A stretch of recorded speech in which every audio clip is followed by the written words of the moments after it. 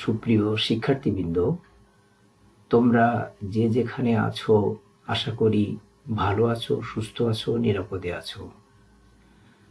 আজ আবার তোমাদের জন্য আরেকটি ইতিহাস ক্লাস নিয়ে উপস্থিত হলাম।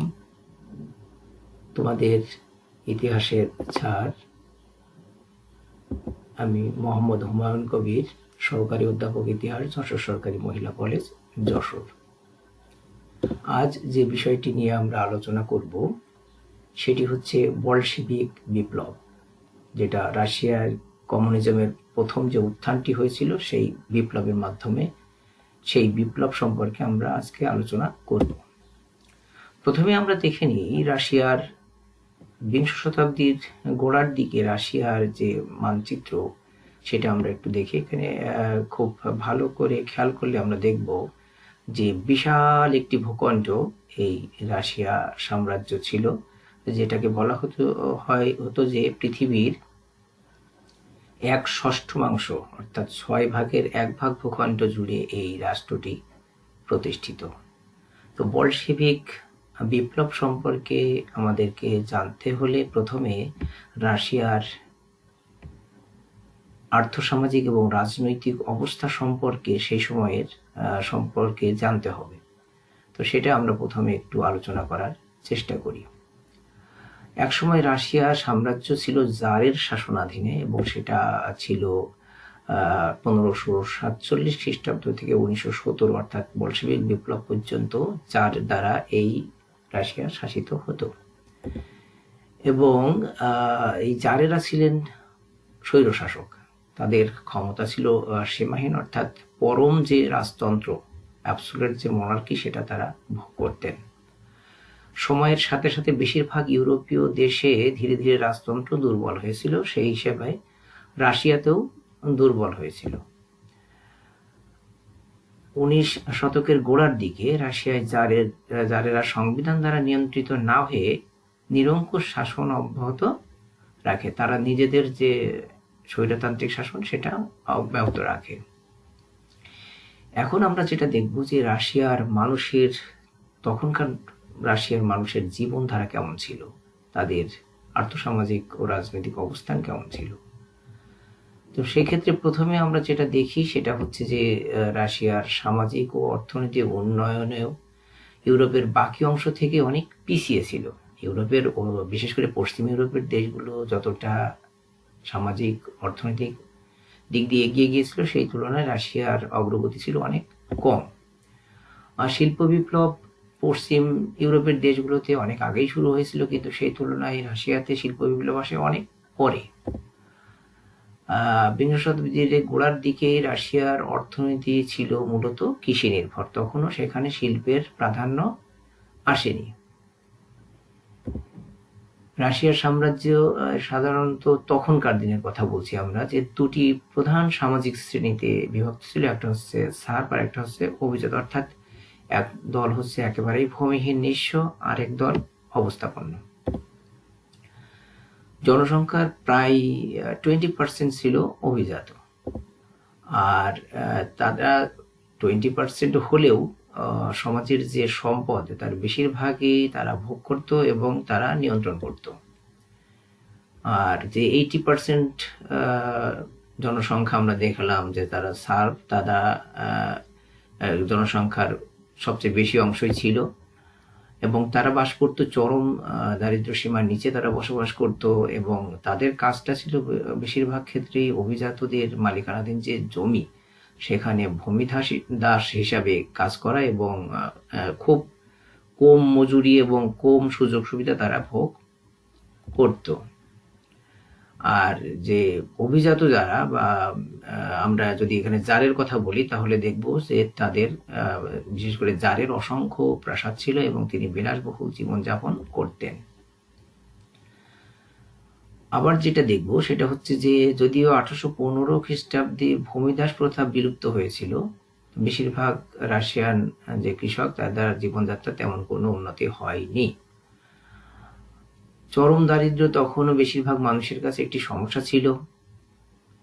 ওভারটাইমের যে বিষয়টি, অর্থাৎ কাজের অতিরিক্ত কাজ, নির্ধারিত কাজের অতিরিক্ত কাজের জন্য যে পারিশ্রমিক, সেই ব্যবস্থা রাশিয়ায় চালু হলেও সেটা খুব বেশি কার্যকর হয়নি। কৃষকরা, যারা রাশিয়ার উদীয়মান শিল্পগুলোতে, অর্থাৎ এখন আস্তে আস্তে শিল্প বিপ্লবের দিকে আসছে, শিল্পগুলোতে কাজ করতে শহরে চলে গিয়েছিল, তারা আরো উন্নত জীবনের প্রত্যাশা করছিল। কৃষকরা আস্তে আস্তে শহরে চলে আসলো শিল্প প্রতিষ্ঠানগুলোতে কাজ করার জন্য। কেন? যে তারা আরো ভালো জীবনযাপন করতে পারবে। নতুন কিছু ব্যবসায়ী, মালিক এবং শিক্ষিত পেশাদারদের জন্য সুযোগ বৃদ্ধি পেয়েছিল। এটা স্বাভাবিক। যদি কোথাও শিল্প, কলকারখানা, ব্যবসা বাণিজ্য বৃদ্ধি পায়, তাহলে কিন্তু এই ধরনের পেশাজীবী শ্রেণীর সৃষ্টি হয়। শেষ পর্যন্ত একটি নতুন মধ্যবিত্ত শ্রেণীর উত্থান হয়েছিল, যেটা যে কোনো একটা দেশের জন্য খুবই জরুরি জিনিস, যে মধ্যবিত্ত শ্রেণীর উত্থান। তবে যার তখনও তার নিরঙ্কুশ ক্ষমতা ধরে রেখেছিল। নতুন যে মধ্যবিত্ত শ্রেণী আসলো, তারা কিন্তু হতাশ হলো। কেন? যে তাদের সরকারি কোনো অংশ ছিল না। আর যে লক্ষ লক্ষ দরিদ্র কৃষক এবং নগর শ্রমিকরা, তারা তাদের অসন্তুষ্টির সাথে একত্রিত হয় এবং পরিস্থিতি রাশিয়াকে বিপ্লবের দিকে পাকা করে তুলেছিল। অর্থাৎ সবার মধ্যে একটা অসন্তোষ দানা বাঁধতে থাকে এবং তারা একত্রিত হয়, এবং শেষ পর্যন্ত এটা রাশিয়া একটি বিপ্লবের ক্ষেত্র তৈরি করেছিল। ব্লাডি সানডে, অর্থাৎ রক্তাক্ত রবিবার, 1905 সালের ঘটনা। এটা সম্পর্কে আমাদের একটু জানতেই হবে, কারণ এই বলশেভিক বিপ্লব সম্পর্কে আলোচনা করতে হলে ব্লাডি সানডে সম্পর্কে অবশ্যই একটু ধারণা থাকা দরকার। যেটা রুশ জাপান যুদ্ধ 1904-05 সালে যেটা হয়েছিল, সেখানে কি হলো যে রাশিয়া এত বড় বিশাল একটি দেশ, তারপরেও কিন্তু সে ছোট্ট একটি দেশ জাপানের কাছে পরাজিত হলো। এবং রাশিয়া যে কি বডিতে অনেক বড়, কিন্তু সে আসলে যে একটি দুর্বল দেশ, সেটা কিন্তু সবার সামনে চলে আসলো। নাগরিকরা যুদ্ধের অবসান, ন্যায্য মজুরি এবং ভোটাধিকারের দাবিতে একটি সমাবেশ আয়োজন করলো। এখন দেশের নাগরিকরা একটু ক্ষিপ্ত হয়ে গেল। তারা এই যুদ্ধ তারা চায়নি, তারা ন্যায্য মজুরির জন্য লড়াই করেছে, এবং তারা সবচেয়ে বড় যে তাদের ভোটাধিকার আদায়ের জন্য চেষ্টা করছে। এই যে ব্লাডি সানডে, রক্তাক্ত রবিবার, 1905 সালের জানুয়ারি মাসে, যেটা সরকারি সেনারা নিরস্ত্র আন্দোলনকারীদের উপর গুলি চালিয়েছিল। এরা এক জায়গায় সমবেত হয়েছিল। কেন? তারা জারের কাছে একটি আবেদন পেশ করবে, কিন্তু সেখানে সরকারি সেনারা তাদের উপরে গুলি চালালো। অনুমান করা হয় যে প্রায় 1000 নাগরিক মারা গিয়েছিল বা আহত হয়েছিল। দেশ জুড়ে বিদ্রোহ ছড়িয়ে পড়ে। কৃষকরা জমির অধিকার চায়, আর শ্রমিকরা চলে যায় ধর্মঘটে। আচ্ছা, এর প্রতিক্রিয়া হিসাবে দ্বিতীয় জার নিকোলাস সীমিত সংস্কার মঞ্জুর করে একটি নির্বাচিত আইনসভা, যেটাকে রাশিয়ার আইনসভাকে বলা হয় দোমা, তৈরি করেন। তবে কেবল ধনী নাগরিকদেরই ভোট দেওয়ার অনুমতি ছিল। এখানে আমরা বুঝতে পারছি যে এই ভোটাধিকারটি সার্বজনীন ছিল না। এটা শুধুমাত্র অবস্থাপন্ন যারা যারা ধনী, তাদের জন্যই এই অনুমতিটা ছিল। আমরা এখানে সেই রক্তাক্ত রবিবার বা ব্লাডি সানডের একটি চিত্র দেখতে পাচ্ছি। এরপরে আমরা বলশেভিক বিপ্লবকে একটু সংজ্ঞায়িত করার চেষ্টা করি। সেটা এমন: 1917 খ্রিস্টাব্দের মহা আলোড়ন সৃষ্টিকারী বলশেভিক বিপ্লব বিশ্বের ইতিহাসে এক যুগান্তকারী ঘটনা। ফরাসি বিপ্লবের পর এটি ছিল এক বৃহত্তম সামাজিক রাজনৈতিক পরিবর্তনের ঘটনা। এই বিপ্লবের মাধ্যমে বিশ্ব ইতিহাসে প্রথমবারের মতো একটি সমাজতান্ত্রিক রাষ্ট্র প্রতিষ্ঠিত হয়। তাই এটি প্রথম সফল সমাজতান্ত্রিক বিপ্লব। বলশেভিক পার্টির নেতৃত্বে হয়েছিল বলে এই বিপ্লবকে বলশেভিক বিপ্লব নামে অভিহিত করা হয়। আবার অক্টোবর মাসে হয়েছিল বলে এই বিপ্লবকে অক্টোবর সমাজতান্ত্রিক বিপ্লবও বলা হয়ে থাকে। এর ফলে শুধু রাশিয়াতেই অভূতপূর্ব পরিবর্তন সাধিত হয়নি, পরবর্তীকালে সমগ্র বিশ্বে এর প্রভাব ব্যাপকভাবে দেখা যায়। এখানে লক্ষণীয় যে এই বিপ্লবটিকে আমরা তিনটি নামে সংজ্ঞায়িত করছি। একটা হচ্ছে যেটা সমাজতান্ত্রিক বিপ্লব, আরেকটি নাম হচ্ছে এটা বলশেভিক পার্টির নেতৃত্ব হয়েছিল বলে বলশেভিক বিপ্লব, এবং এটা অক্টোবর মাসে হয়েছিল বলে এটা অক্টোবর বিপ্লব। এই তিনটি নামেই এই বিপ্লবটাকে নামকরণ করা হয়। এখন আমরা একজন ব্যক্তির ছবি দেখতে পাচ্ছি। উনি হচ্ছেন ভ্লাদিমির ইলিচ উলিয়ানভ। এই নামে আমরা অবশ্য তাকে খুব একটা চিনি না, তাকে লেনিন বললে আমরা সবাই চিনি। যিনি হচ্ছেন এই বিপ্লবের মধ্যমণি নায়ক। তার জন্ম এপ্রিল 22, 1870 এবং মৃত্যু হচ্ছে জানুয়ারি 21, 1924। তিনি এই রাশিয়ারই নাগরিক। তার নেতৃত্বেই এই বলশেভিক বিপ্লব সংগঠিত হয়েছিল। এবং এখানে আরেকটি ছবি দেখতে পাচ্ছি, যেখানে জার দ্বিতীয় নিকোলাস এবং তার পরিবারের ছবি, অর্থাৎ এই জার নিকোলাস দ্বিতীয় নিকোলাসই সেই সময় রাষ্ট্র ক্ষমতায় ছিলেন। আরেকজন ব্যক্তির ছবি একটু না দেখলেই নয়, উনি হচ্ছেন রাসপুতিন, একজন ধর্মযাজক, যিনি এই রাজ পরিবারের উপরে ব্যাপক প্রভাব বিস্তার করেছিলেন। পক্ষান্তরে বলা যেতে পারে যে তিনি পিছন থেকে এই রাষ্ট্রটিকে পরিচালনা করতেন।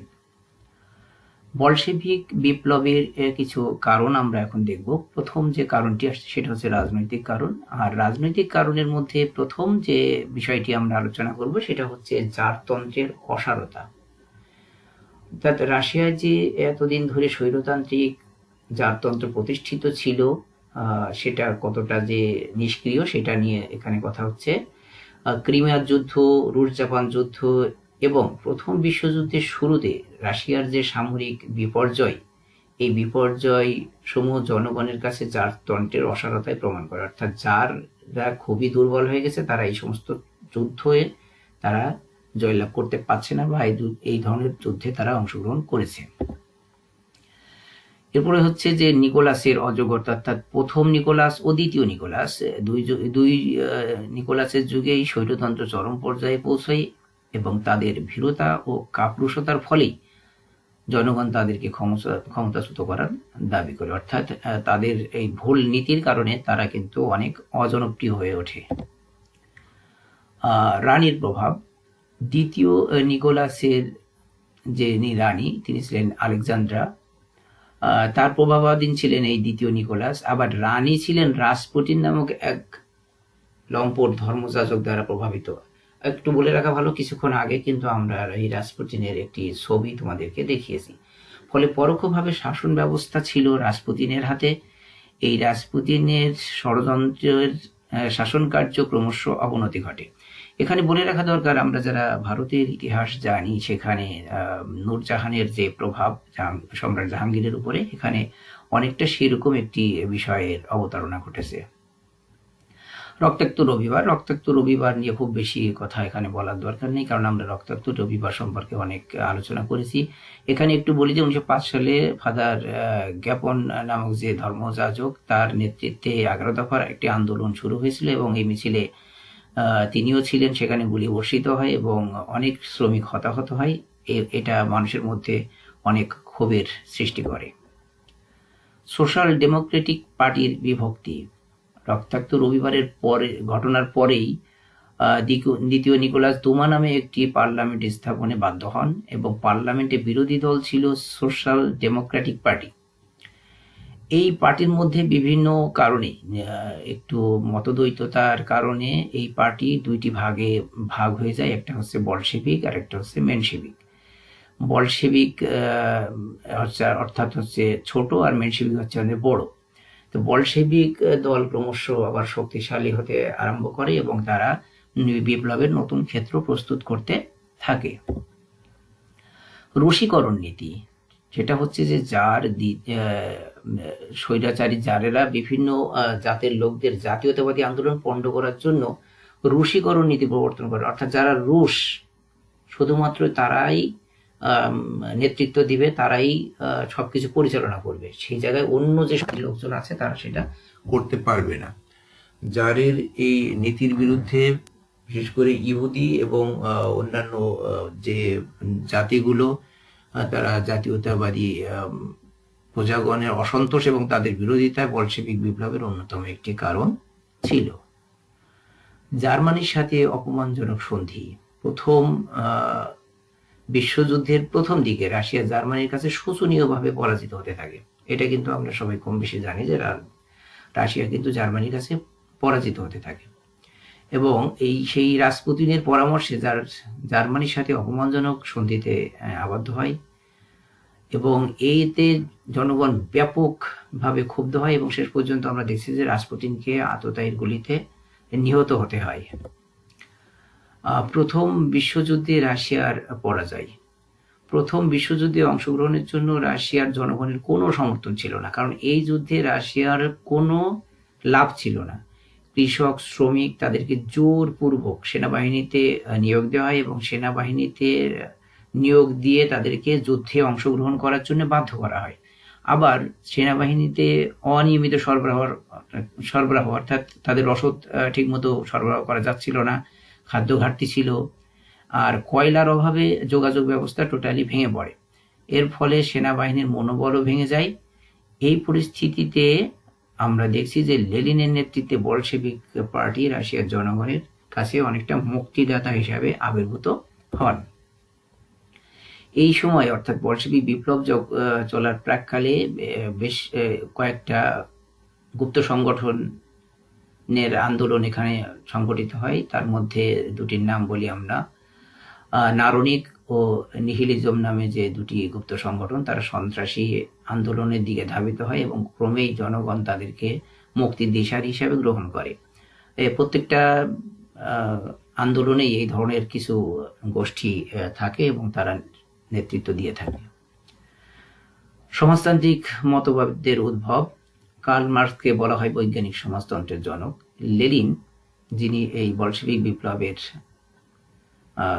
সামনের সারির নেতা, তিনি মার্কসের আদর্শকে সৃজনশীলভাবে এগিয়ে নিয়ে যান এবং রাশিয়ার বিপ্লব সম্পন্ন করেন। এবার আমরা কিছু সামাজিক কারণ নিয়ে আলোচনা করি। রাশিয়ার সমাজ কাঠামোর অসারতা। পশ্চিম ইউরোপীয় দেশসমূহে আধুনিক শিক্ষা, বিজ্ঞান ও প্রযুক্তিতে অনেক এগিয়ে গেলেও একনায়কতান্ত্রিক যে জারের যে রাশিয়া, অর্থাৎ রাশিয়া অনেক পিছনে পড়ে গিয়েছিল। জনগণ কিন্তু এই বলশেভিক পার্টিকে তাদের এই অবস্থা থেকে উত্তরণ করতে পারবে, এটা জনগণ বুঝতে পেরেছিল। শ্রেণী সংঘাত। রাশিয়ার সমাজ ব্যবস্থার উচ্চতর সুবিধাভোগী শ্রেণীর মধ্যে ছিল অভিজাত এবং যাজক সম্প্রদায়, আর নিচের দিকে ছিল সুবিধা বঞ্চিত শ্রেণীর মধ্যে ছিল কৃষক এবং শ্রমিকরা। ফলে কৃষক, শ্রমিক এরা সাধারণ যে জনগণ, তারা পরিবর্তনের সংকেতকে সাদরে গ্রহণ করে, অর্থাৎ এটা পরিবর্তন তারা চেয়েছিল। শ্রমিক অসন্তোষ।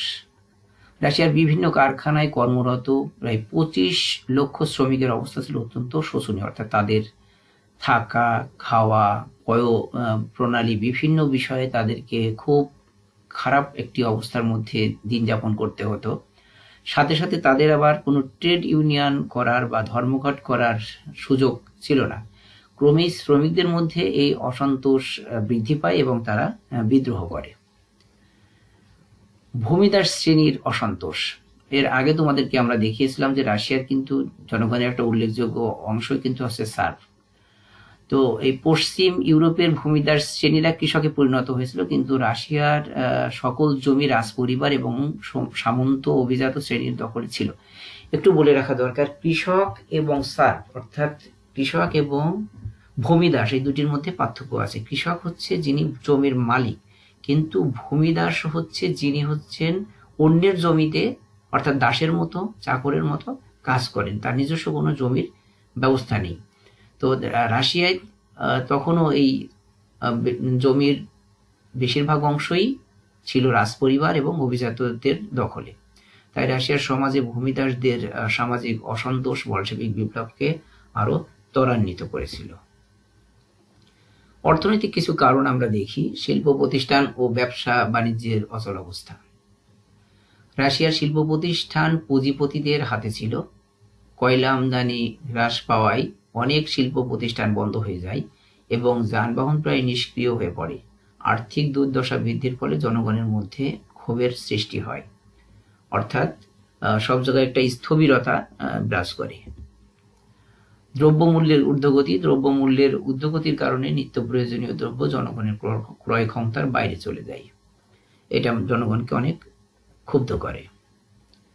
খাদ্যাভাব, জোরপূর্বক কৃষককে শ্রমিককে সৈন্যবাহিনীতে ভর্তি করা হলে কৃষি উৎপাদন ব্যাপকভাবে ব্যাহত হয় এবং চরম খাদ্যাভাব দেখা দেয়।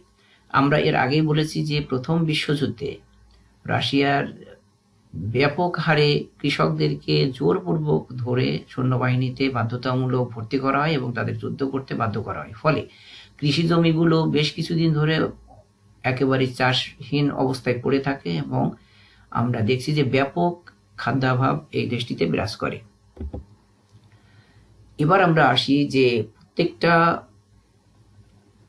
বিপ্লবের ক্ষেত্রে এক ধরনের পিছনের আদর্শ কাজ করে এবং কিছু দার্শনিক, কিছু লেখক, কিছু কবি, কিছু সাহিত্যিক তারা কিন্তু এই বিপ্লবীদেরকে অনুপ্রেরণামূলক কাজটি করেন, যাদেরকে সামনে থেকে সেভাবে দেখা না গেলেও পিছন থেকে তারা কিন্তু এই শক্তি জুগিয়ে থাকেন। তো এখানে যেমন ফরাসি বিপ্লব সংগঠনে ফরাসি কবি, লেখক, সাহিত্যিক, দার্শনিক, অধ্যাপকগণ গুরুত্বপূর্ণ ভূমিকা পালন করেছিলেন, ঠিক তেমনি বলশেভিক বিপ্লবে কিছু বুদ্ধিজীবীর লেখনীর প্রভাব ছিল। তাদের মধ্যে ছিলেন কার্ল মার্কস, যদিও তিনি রুশ না, Leo Tolstoy, Pushkin, Maxim Gorky, Dostoevsky, Antonov Chekhov, Ivan. এই যে দার্শনিক, সাহিত্যিক, লেখকদের কথা আমরা বললাম, তারা জনগণকে বিপ্লবের মন্ত্রে উজ্জীবিত করেছিলেন। লেনিন কার্ল মার্কসের দর্শনে প্রভাবিত ছিলেন, এটা আমরা আগেও বলেছি। দার্শনিক, কবি, সাহিত্যিকগণ তাদের লেখনের মাধ্যমে জনগণকে বিপ্লবের মন্ত্রে উজ্জীবিত করেন, অর্থাৎ তারাই পিছন থেকে শক্তিটি যোগান। এখানে আমরা কয়েকজনের ছবি দেখতে পারি। এখানে ফ্রেডরিক এঙ্গেলস ও কার্ল মার্কস, তাদের ছবি আমরা দেখতে পাচ্ছি।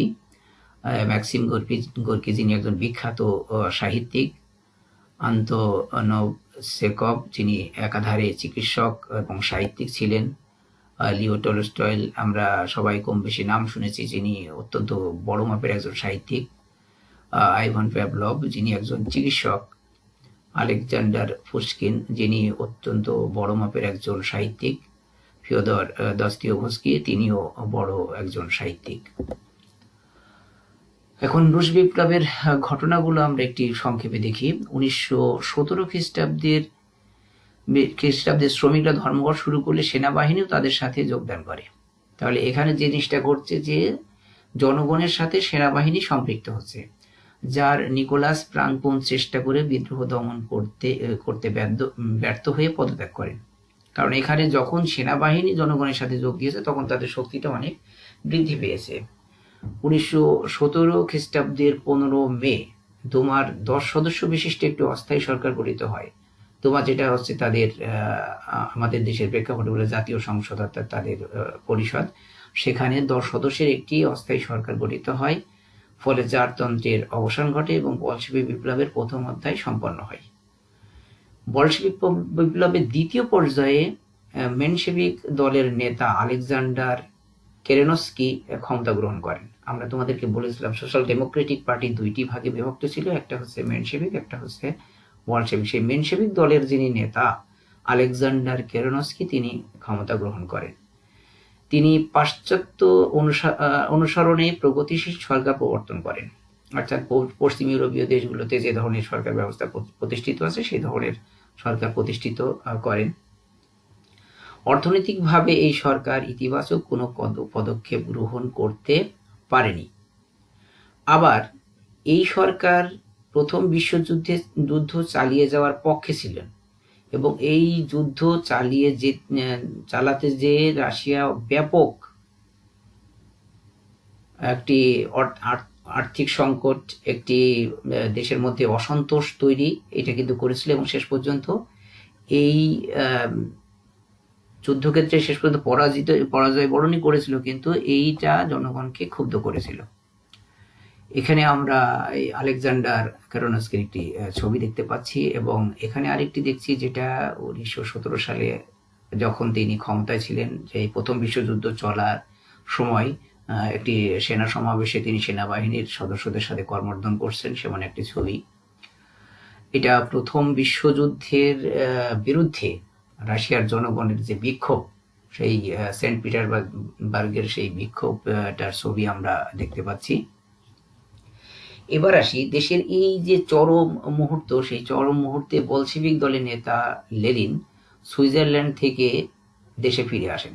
বলা বাহুল্য যে তিনি কিন্তু এতদিন বেশ কিছুদিন ধরে সুইজারল্যান্ডে নির্বাসিত জীবনযাপন করেছিলেন।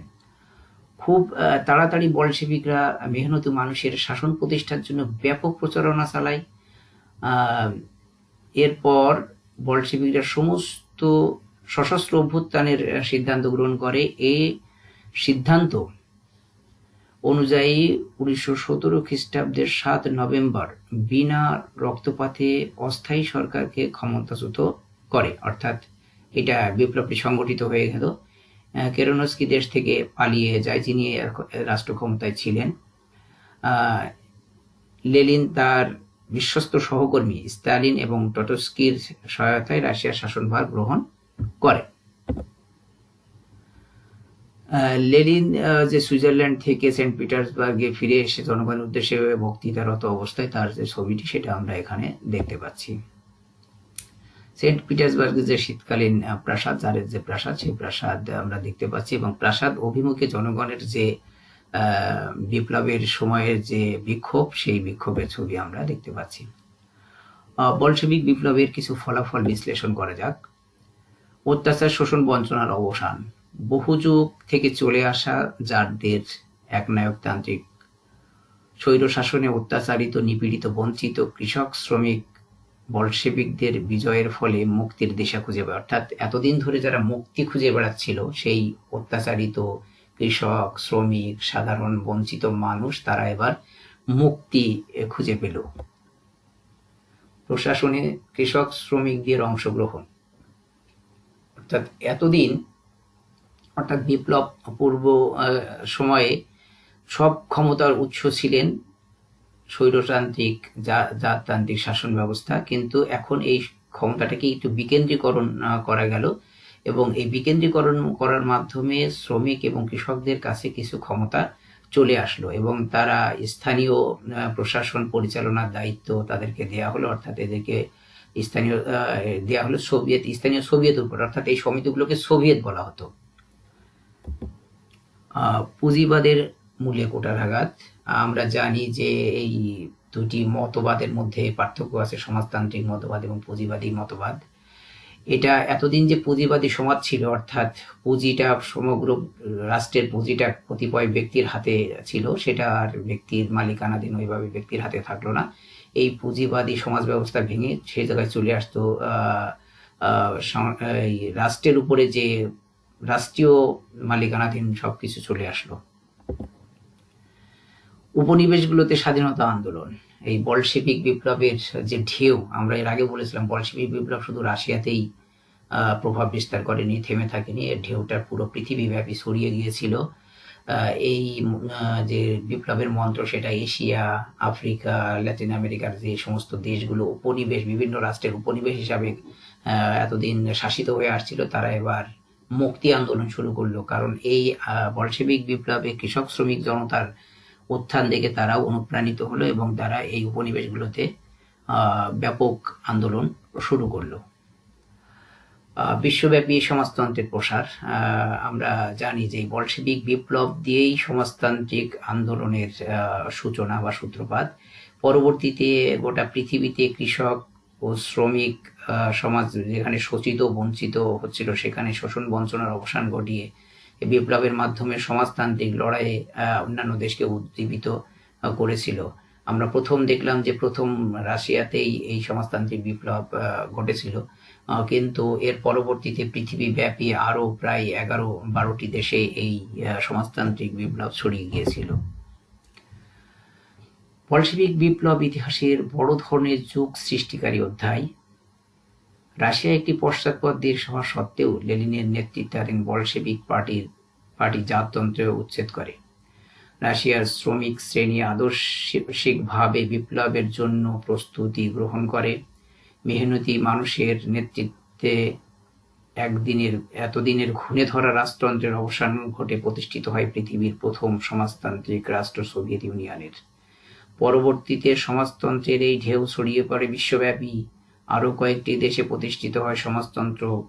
এখনও বিশ্বের বঞ্চিত, শোষিত, নিপীড়িত মানুষ মুক্তি খুঁজে বেড়ায় সমাজতন্ত্রের মধ্যে, যা এসেছিল এই বলশেভিক বিপ্লবের হাত ধরে। অর্থাৎ এখনো বিশ্বের যে কোনো জায়গায় যেখানে বঞ্চিত মানুষ আছে, নিপীড়িত, নির্যাতিত, নিষ্পেষিত মানুষ, তারা এখনো এই মুক্তির স্বাদটাকে খুঁজতে থাকে কোথায়? সমাজতান্ত্রিক বিপ্লবের মাধ্যমে, যেটা এসেছিল বলশেভিক বিপ্লবের হাত ধরে। তো সুপ্রিয় শিক্ষার্থী, এতক্ষণ আমার সাথে থাকার জন্য সবাইকে ধন্যবাদ। আবারও দেখা হবে এই প্রত্যাশায় আজকে এ পর্যন্ত। আল্লাহ হাফেজ।